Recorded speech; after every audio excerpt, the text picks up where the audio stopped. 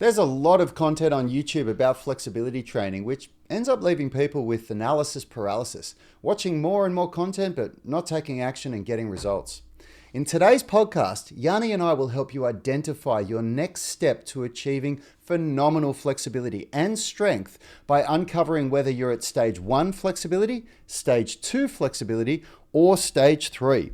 I'm joined today, of course, with my brother Yanni Burmeister, who is the author of the Flexibility Blueprint. My name's Rad Burmeister. We're the co-founders of Unity Gym and the UMS, where we teach people to move. How are you, Yanni? I'm good. I didn't know where you were going with that. We teach people, but you cleaned it up pretty I well. did, I I'm did. good. I'm good. I've just, you have to excuse me. I've just finished a pretty epic 1-5 method max strength leg workout that I skipped yesterday. I skipped leg day yesterday because I wasn't feeling very well, and I'm cooked. Like, when you walk out of a leg workout and all of the blood has left your brain, like I'm usually not the highest of IQ in the best of times, but right now I'm probably a fair bit lower. So Yep. I'll do my best to sound Yep. smart. I do know those workouts. They're the good ones. So let's get into this topic for today. So we're talking about stage 1, stage 2, and stage 3 flexibility. This is something that Yanni and I have worked very hard to identify in our new flexibility blueprint, which is a 5-part video series and an incredibly valuable downloadable PDF. There's a link in the description of this podcast or video where you can get it. But in a nutshell, it's this. Stage 1 is when you're completely new to flexibility training. You're an absolute beginner, you've been watching YouTube videos, and you really just need to get started. Stage 2 is when you've got some experience stretching. You're quite comfortable with doing stretching routines and you're already doing some stretching, but you haven't yet unlocked any of the more advanced skills like a pancake, like a back bridge, like a front or middle splits. And stage 3 is actually for those folks who are far more experienced with their training and fall in either one of two categories. They're either super strong, but they can barely touch their toes, or they're super flexible, but lack strength. And we've trained both of those people. We've had people come to Unity Gym that were in both of those categories, and both of them have as much risk for injury and as much limitation with potential for performance as the other. There's a real mistake that people think that flexibility is the key to everything, and it's one side of the coin, but the other side of the coin is that balance of strength. And so today, we're going to guide you through what we've identified are the best steps to take, because one of the biggest problems that we see, as I said in the intro, is this analysis paralysis. People get so caught up with watching more and more and more and more content. And there is so much content out there, but it's like they're addicted to learning, but allergic to taking action. And taking action is where the magic happens. Yeah, but more specifically, taking the right action. Mm-hmm. Because the one thing that's worse than having analysis paralysis and just not taking any action at all is taking action with the wrong program or stretch or system that's not suited to where you are on your journey. And I think that's the real key take home message that we're going to talk about today, because I like to use the analogy that designing a program based on YouTube insights is kind of like you're putting together a 1,000 piece puzzle. Only instead of it just being your puzzle pieces in the box, when you open the box, it's mixed in with 1,000 other puzzle pieces. Those 1,000 other puzzle pieces, of course, I'm referring to are the plethora of videos put together by a variety of different experts or gurus on YouTube. And you're trying to not only put together and identify where your pieces go to construct your program, you have to determine what pieces are right for your puzzle. And so I like to say, the one thing worse than not taking action is taking action on the wrong thing, because Rad will put a video up of a great strategy to decompress the spine and open up and increase or improve mobility and functional flexibility in the shoulders, like body weight hanging, and recently a whole routine on single arm body weight hanging.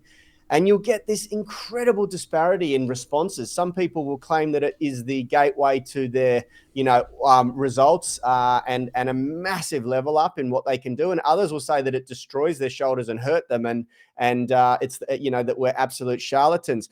And the point is that you could say that about any exercise. I've heard so many people over my years of coaching say that a deadlift ruined my lower back. But the reality is it's simply not true. It's not the deadlift that hurt you. It's how you got there. It's what you did prior, how you managed load, and whether you were doing the right thing for where you are on your journey. And just as quickly as the wrong strategy can hurt you and stifle your progress, the right strategy can cause enormous leaps forward in your development. And I think people need to start looking at that. It's not the exercise. It's about matching the exercise to where you are on your journey to maximize your results. Yeah, 100%. That's a great point, and something that just so many people struggle with, and it's the backbone of what really sparked this idea of stage 1, stage 2, and stage 3. Because I love that Jefferson curl analogy. We've had members come into Unity Gym, many members, and when I show them the Jefferson curl in a workout, they say, "I can't do that. My back is just completely blown out." And I ask them a few questions and go a bit deeper, and they've always got like a herniated disc or a bulging disc or something going on in their spine that makes them feel like there's no way they're going near a Jefferson curl. And it usually became worse from doing a deadlift or something like that. So they look at the movement and they think, no, I'm not going to do that. So what we do is we get them to practice the Jefferson curl without any weight at all, nothing in their hand, and they're just going through the motion with their spine. And not only does that create movement in an area where movement has been avoided for a while, but it gets them used to the exercise. And then we give them a 1 kilo weight, and they do it with 1 kilo, then 2 kilos, then 3 kilos, then 4 kilos. And that's progressive overload. That's how progressive overload works. And before you know it, these same people are deadlifting 1.5 times their own body weight and not even thinking about it. And I walk past them 6 months later and look at that they've got 50% more than their own body weight on the bar. So a 100 kilogram person is deadlifting 150 kilograms. And I go, wow, you were too scared to even pick up a barbell when you joined here 6 months ago, weren't you? And they laugh and go, yeah, that's where I used to be. And so this idea that the exercise is bad is just completely wrong. And the same thing with a video. People will watch a YouTube video and think, oh, that's ridiculous. That would kill me, or I can't do that. And so the idea of stage 1, stage 2, and stage 3 is identifying where you are and what the next step is. So let's break that down. Stage 1, you're an absolute beginner. For people like this, what we've found by testing on ourselves and also on over 10,000 people around the world is that these people respond best to a very simple 20-minute mobility routine that can be done daily. And the reason why, there's several reasons. Number one, it's achievable. It's not out of their range. We're not giving them a Jefferson curl that might make them feel pain and make them feel afraid of stretching. Number two is that it's something that makes them feel better instantly. When you do a good full body mobility routine that starts with foam rolling, so you're flushing the system, you're increasing circulation, you're massaging those knots out of your body, and then you move into mobilizing every single joint, so fingers, elbows, shoulders, spine, hips, knees, ankles, feet. By the time you finish that 20-minute routine, you actually feel better. Like even if you were sore from going running or lifting weights the day before, after you do a routine like that, you feel better. And so it empowers people and it makes them feel like this is the right thing for them to do. And also, it's very, very easy to slot into your day. It doesn't matter what you're doing. It doesn't matter if you're already training for an hour a day, 6 days a week, or 90 minutes a day. It doesn't matter if you're not training at all and you can't find the time to train. A 20-minute routine is like that first little step. And that's why we say for stage 1, the best place to start is just with a 20-minute mobility routine. Yeah, and I want to just quickly add to that the 20 minutes is not an arbitrary number. You might be thinking, oh, why 20 minutes? The reason we've tested so many different time periods from 10 minutes, 18 minutes, 40 minutes, 60 minutes, 90 minutes, all sorts on both ourselves and our tribe at the gym and then our online tribe around the world once we feel comfortable releasing it to the masses. 20 minutes is enough stimulus to really, really cause an adaptation, but it's also short enough that it isn't sort of perceived by the average person as unattainable. It can be fit into a daily schedule. It also can be added to a workout, an existing workout, whether it's a warm-up or a cool-down. And it really, really is the optimal time to sort of focus on. Of course, if you simply can't fit 20 minutes in, then 10 minutes is better than nothing. 15 minutes is better than nothing. But we feel that when you set that sort of foundation of, okay, it's a 20-minute routine, people just get it done. And I also want to reiterate what Rad said there, because he skipped over it. If you choose a routine at this stage, if you identify that you're at stage one and you're after that first tangible win, that it has to come within 28 days or you'll lose interest. That's just so much data that we've collected that sort of indicates that if you don't experience a really tangible result within that first 28-day period, you're not likely to continue with it or feel really motivated to continue with it. And we actually believe that the routine should make you feel markedly better after the first try. So if you don't do the routine and afterwards sort of walk away going, wow, I can feel a difference and probably even see a difference in the way your body moves and behaves, then I think you're probably wasting your time too. The routine should not be so demanding at this stage that it causes you to feel exhausted afterwards, that it causes you to feel stiff and sore afterwards. None of that. You're not ready for that level of routine yet. If you're ready for that level of routine, then you're at stage two, okay? Stage one should be simple, easy, fun, and immediately tangible, because the goal here is not to unlock superhuman flexibility. The goal here is to ignite your motivation and really get yourself some momentum in the right direction towards your goals, and to achieve some basic fundamentals of being pain-free, so that you're not stiff and sore and dealing with back pain or joint pain.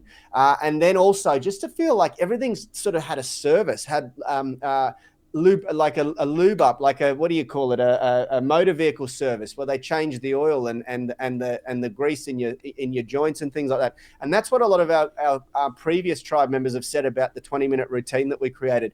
It feels like my body has just gone in for a maintenance service. I just feel great. Everything feels renewed, and I'm moving better. And that's really what you should get after the first attempt at it. Not this after 2 weeks, after 12 weeks or whatever else. It should be immediate. And the reason why a routine that's done the same every day works for a beginner is because a beginner does not need that much volume that you've got to start splitting up the workouts, like our flexibility masterclass, which is probably a good segue into that phase two, Rad. Absolutely, yeah. So that was great points, Yanni. So phase two is for those folks who are already beyond this point. They've had that first win. They're doing stretching daily. They're doing mobility daily. They've had a breakthrough from that point of the person that's at stage one. But now they're looking to level up, and they're looking for those more advanced skills with flexibility training. And so you've heard us use the words mobility and flexibility. They're different things. Mobility is anything that takes your joint through full range of motion, and flexibility is a series of different techniques that is much more intense, much higher level of intensity, with the goal to increase mobility. So I'll show you some flexibility in just a sec, but everything you just saw there was mobility training. It was gentle. It's the kind of thing that makes you feel better if you're already sore. Flexibility is a workout. I was going to say it's much more like a workout. It is a workout. It's the kind of thing that makes you feel fatigued. It's the kind of thing that makes you feel that you need to have a break from one session to the next. So at this stage, what somebody at stage two needs is a proper program. Something that has, like in our flexibility masterclass, 4 workouts a week. So 4 different workouts that can be done anywhere from 3 to 6 days a week. It depends on your own schedule and what your goals are. But what I mean by that is there's a separate workout for the middle splits. There's a separate workout for the hamstrings, hip flexors, and front splits. There's a separate workout for shoulder flexion and internal rotation to unlock the back bridge. And there's a separate workout for shoulder extension and external rotation. Because each workout within itself takes anywhere from 30 to 45 minutes of very targeted, quite intense work. Something that would probably turn a beginner off. Something that somebody that at stage one, if they attempted, it would make them feel disempowered, because it's challenging. It's very challenging for a beginner. But for that person who's at that stage 2 level, who's already stretching, it's going to give them that massive leap forward because you hit this stagnation with stretching pretty quickly. You hit this glass ceiling, this plateau that you can't break through. And that's when a well-crafted flexibility program given to you at the right stage is going to give you that next leap forward.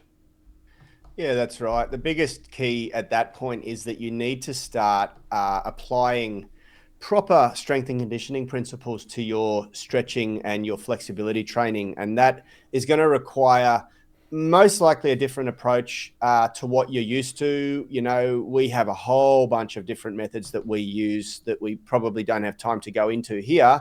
Of course, shameful plug, they're all in our flexibility blueprint that I've rewritten this year for 2024 based on heaps more that we're learning. It's a great place to be, because when you start to apply modern stretching methods at this stage, you get an enormous leap forward. It's really, really exciting. You start to feel great. And this is where things start to become very, I like to use the word, I know it's a bit of a buzzword, but functional flexibility, because and what I mean by that is that what you experience now really has a tendency to carry over into the sport that you do, the disciplines, the other disciplines outside of your gym training that you're probably practicing, calisthenics, yoga. You know, I like to in our communications, we often talk about a member who we had at the gym who was a 20-year vet of yoga and very, very accomplished yogi. You know, he used to easily outstretch me in flexibility, and I'm pretty flexible. I'm pretty bendy, you know. By a long But shot, he was so flexible. he was Ben, if you're incredible. listening, Yeah, we're talking about absolutely you. incredible. And shout out to you, Ben, if you're watching. But he came to us because he'd hit a plateau in his yoga practice, and no matter who he went and learned from, travel the world, learning from the best yogis that he could find, he couldn't unlock the really impressive yoga movements, the really advanced stuff where you're sort of doing hand balancing and a mix of what you would almost call, you know, contortionism, gymnastics, whatever. And within, I think he said 2 months after being at Unity Gym, he all of a sudden started to unlock these movements. And the point was, he was on that spectrum of level 3, stage 3, where he had a lot of flexibility, but it wasn't functional flexibility because he lacked strength.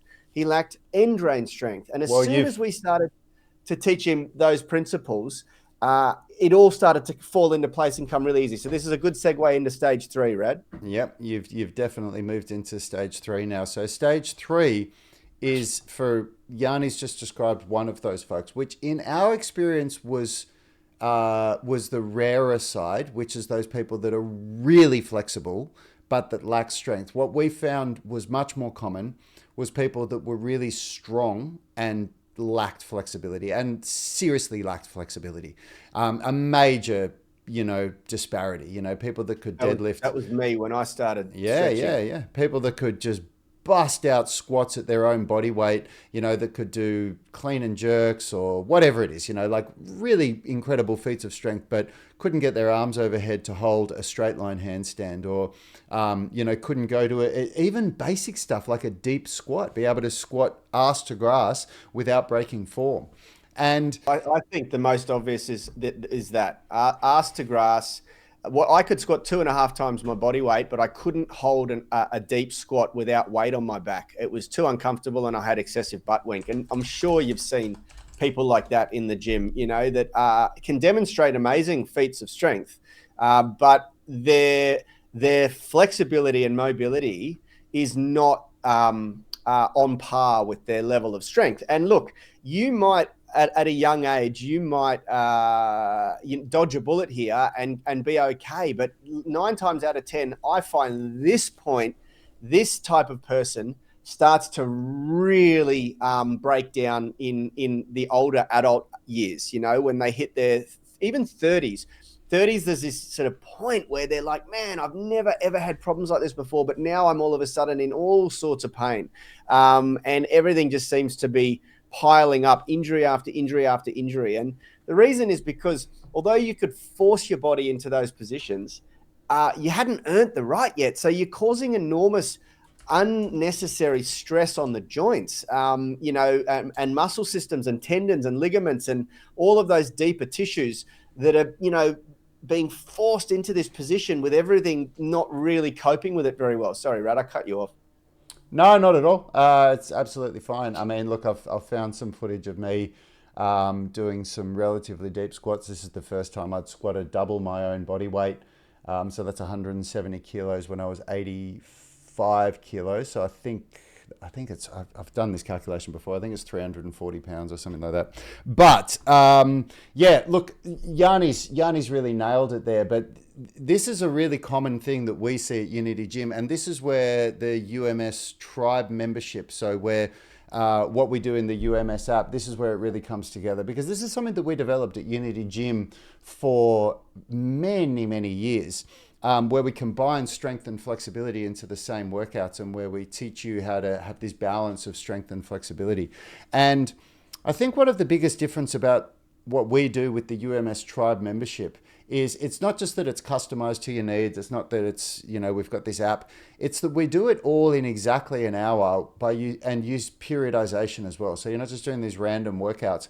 And the reason why that's, I haven't seen other people do it as effectively as we do with these 1 hour follow along workouts, because we were forced to do it at Unity Gym. I've seen, there's plenty of other people out there that write programs for strength and flexibility, but to my knowledge, I've never seen any of them that developed their system by being forced to do it within an hour because you had a 1 hour class that you were doing. And that's what we had at Unity Gym. So we'd write this program and we'd watch it get deployed, and you'd see that you couldn't fit all of this in, or you'd do it for 3 months and then either Richard or Yani or me would interject. It was usually Richard or Yani, because it was me just going for it and creating the programs, and say, we're missing this here. We don't have...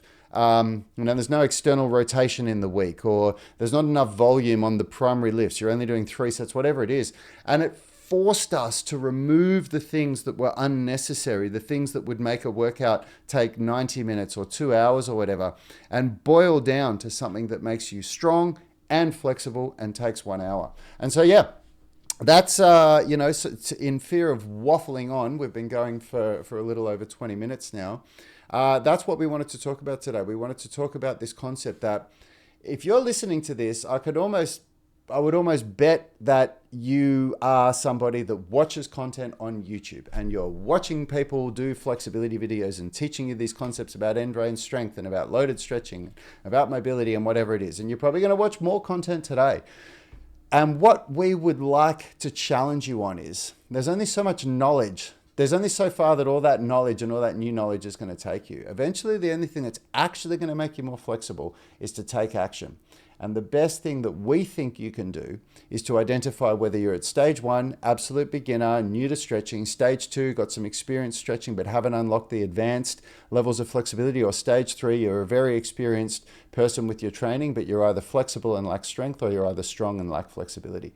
And either of those things, we have the 20-minute mobility routine for this, the flexibility masterclass, or the UMS tribe membership. You can check them all out at unitygym.com, or you can email either of us and connect that way and ask us any questions, or just comment on any of our YouTube videos. I respond to every single comment on every single video.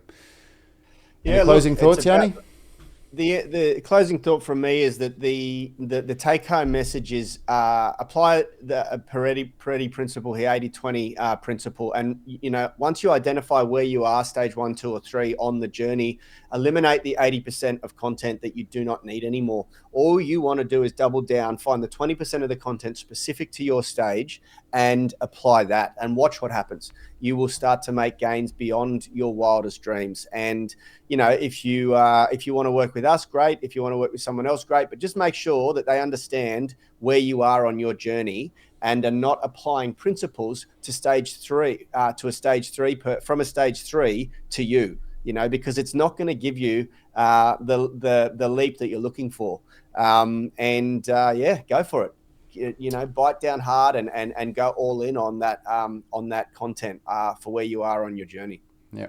If I had my the last decade over again, the only thing I would have done differently is that I would have committed earlier to the coaches that I worked with that taught me the stuff that's contributed to where we are now. I would have committed to that process earlier and not not kept looking for more stuff.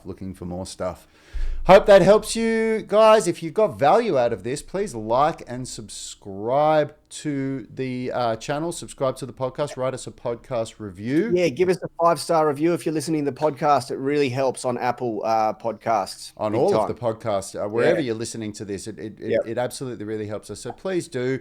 You probably found out about this podcast by a friend telling you about it. So that's the way that the word spreads. So please tell your friends about it. Say, hey, I listened to this awesome podcast. You should check it out and share it with your friends. One of the things that I notice on our socials a lot, which is it's quite humbling for me, but it's also touching, is that people say that we're one of the most underrated channels out there, and on YouTube and our podcast and everything. And if you feel that, help us spread the word. Tell your friends.